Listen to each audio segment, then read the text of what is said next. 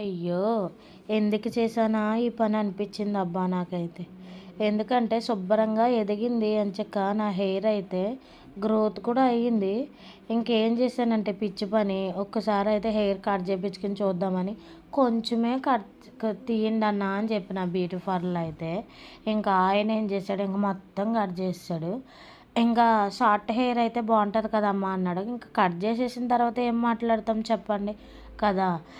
ఈరోజు వచ్చేసి వీడియో అయితే నా పనంతా అయిపోయిందనమాట. మా పిల్లలైతే పడుకున్నారు. వాళ్ళు పడుకున్న తర్వాతే తినాలి కదా!